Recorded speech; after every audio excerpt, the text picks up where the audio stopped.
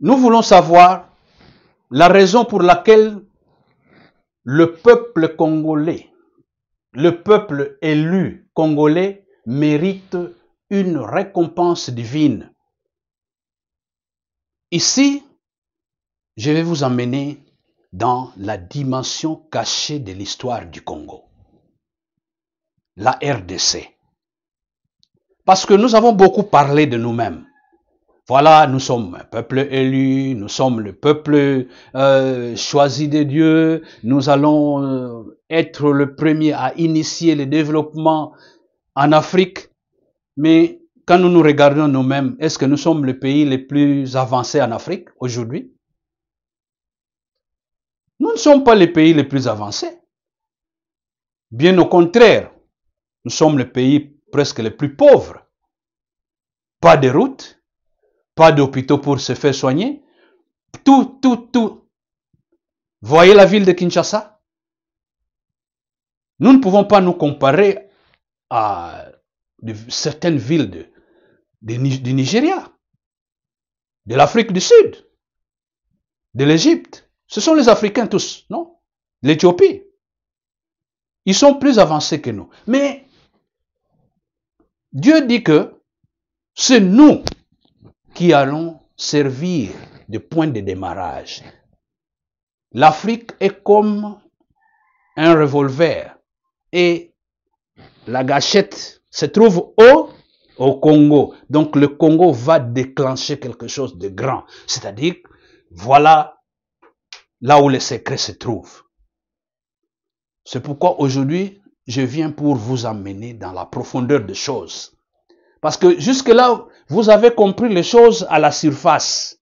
Dieu m'envoie auprès de vous pour venir vous révéler la réalité. Tout ce que nous allons devoir accomplir. Que ceci signifie quand nous disons que nous sommes le peuple qui allons démarrer le développement de l'Afrique et même du monde. Que cela signifie. Alors, la raison pour laquelle Dieu nous donne le grand mystère de la science numérique comme cadeau, c'est grâce à la victoire des élections de 2023. Vous allez vous dire, ah, qu'est-ce que Dieu a à voir avec les élections? Mais nous sommes en train de parler du royaume des cieux, n'est-ce pas? Le royaume des cieux, vous pensez que c'est le royaume que quand vous mourrez, puis vous allez au ciel? C'est ça le royaume des cieux? Dieu est concerné par le royaume ici sur terre, c'est-à-dire que ce monde tel qu'il est gouverné, les systèmes utilisés par les leaders de ce monde pour gouverner est un mauvais système, un système médiocre, malade. Je vais expliquer ça bientôt. Je vais vous démontrer ça. Le système que nous avons, c'est un système médiocre. Alors, Dieu doit intervenir maintenant dans la politique. Parce qu'il doit établir son royaume sur terre. La victoire des élections ici était très capitale pour Dieu. Pourquoi? Le but des élections de 2023 était de permettre au peuple congolais de restaurer l'échec du peuple juif qui avait nié Jésus, le roi divin, par peur de l'agression des impérialistes romains. Vous avez vu comment les élections s'étaient tenues. D'abord, avant ça, ils sont venus de partout dans le monde. Non, il ne faut pas avoir des élections. On ne peut pas avoir des élections. Non, non, jamais. D'ailleurs, vous n'êtes pas organisé. D'ailleurs, vous n'avez pas l'argent. Vous n'avez quelle connaissance que vous avez? Est-ce que Kadima peut faire quelque chose? Ça doit vous dire quelque chose. Ça doit vous interpeller. Le diable est venu pour empêcher ces élections. Il va aller jusqu'au point de nous choisir les candidats de l'étranger. L'étranger, c'est lui-même, le diable. Et il a choisi non pas un seul candidat, il a choisi plusieurs candidats. Plusieurs candidats contre un candidat de Dieu, le président Fachi. Bandeko ezali sekite. Soki bino bokanisi que bon, élection kaka, oh bon, c'est une lutte entre une lutte pour les minéraux, une lutte... Non, ce n'est pas ça. Les minéraux ne sont que un prétexte utilisé par Satan. Il voulait empêcher les élections. Pourquoi? Parce qu'il savait que Dieu avait un secret, une dimension cachée derrière les élections ici. La dimension cachée de l'histoire des élections. La restauration de l'échec du peuple juif qui se trouvait dans la même situation que le Congo. Le peuple congolais. Le peuple juif, pour ceux qui ne savent pas, vous devez comprendre que le peuple juif était sous la domination des impérialistes romains à l'époque. Quand Jésus était venu, Israël n'avait pas de roi à lui. Le peuple d'Israël n'avait pas tellement cette notion-là du Messie que vous avez aujourd'hui. Vous savez, oh, le Messie, c'est celui qui enlève les péchés du monde, tout ça. Non. Pour eux, ils attendaient un roi qui va les délivrer de l'occupation romaine, de la colonisation romaine. C'est ça qu'ils voulaient. Alors, cette fois-là, Dieu ne voulait pas leur donner n'importe qui. Il voulait leur donner un roi qui est l'incarnation de la loi. Jésus devait devenir le roi qui devait changer le monde. Et commençant avec son propre peuple, le peuple juif, il devait établir un modèle de royaume qui devait être copié à travers le monde entier. Et le monde serait alors, dans son entièreté, le royaume de Dieu sur la terre. Et c'est pourquoi Jésus est appelé le roi des rois. Il y aura plusieurs rois, mais c'est lui, le faiseur de rois, Jésus. Il n'est pas venu pour mourir de cette façon-là. Voilà là où la différence va se faire entre le peuple congolais et le peuple juif. Je viens de vous expliquer un peu sur la situation du Congo. Nous avions besoin d'un roi, un libérateur. Et Dieu, comme tous nous ne le savions pas, Dieu avait sa façon de faire les choses. Il nous a envoyé le président Tshisekedi, qui est là. Félix Antoine Tshilombo Tshisekedi. C'est l'homme que Dieu a envoyé. Mais quand même, malgré que nous n'avions pas d'idée claire sur lui, à travers les élections passées, nous avons confirmé à Dieu que nous aimons cet homme, c'est l'homme de Dieu, c'est lui qui nous donne l'espoir, celui qui peut changer les choses avec nous. Donc, nous votons pour lui. Et c'est massivement, on a voté pour lui. 73,40, je sais pas combien, %.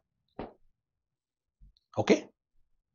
Donc, ce vote-là était le vote d'unité entre le roi divin et son peuple.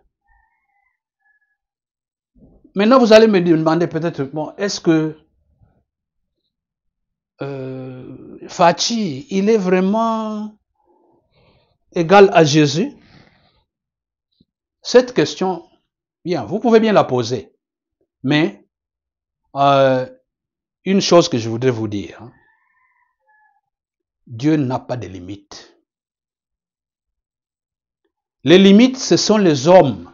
Parce que quand vous allez trouver, voilà, c'est ici où il faut avoir une bonne vie, vous serez toujours là-bas, là-bas, là-bas, là-bas. Mais Dieu a plusieurs options. Et c'est ce que d'ailleurs que je vais vous enseigner. Il y a cette notion qu'on appelle la relativité. C'est-à-dire, Dieu a plusieurs options. Dieu a plusieurs possibilités. C'est pourquoi Jésus disait, Jérusalem, Jérusalem, vous qui persécutez les prophètes, le royaume de cieux vous sera arraché et donné à un autre peuple qui en produira le fruit. C'est-à-dire, Dieu n'est pas limité par Israël. Il peut trouver un autre peuple. Dieu n'est pas limité par Jésus. Il peut trouver une autre personne qui doit jouer ce rôle-là. Mais, je voudrais vous dire que Jésus sera Jésus toujours. Et Fachi sera Fachi tel qu'il est. La seule chose, c'est que le rôle que le peuple juif avait à l'époque a été transféré au peuple congolais. Alors le peuple congolais, c'est lui qui doit jouer le rôle du peuple juif. Si bien que pour réaliser tout cela, il fallait quelqu'un. Et c'est ainsi que nous avons dû restaurer, où c'était? Restaurer l'échec du peuple juif en nous unissant avec l'envoyé de Dieu. L'envoyé de Dieu. Donc, ne vous limitez pas. Parce que quand vous vous accrochez à Jésus, Jésus a dit, il reviendra comme un voleur. Un voleur peut porter des masques. Vous vous attendez à un Jésus là qui a de la barbe, mais Dieu peut vous donner un Jésus qui est calvo. Covo. Calvo. Covo. Sans cheveux. Vous attendez peut-être un gars là très beau. Non. Dieu ne pense pas en termes de ça. Dieu voit la mission.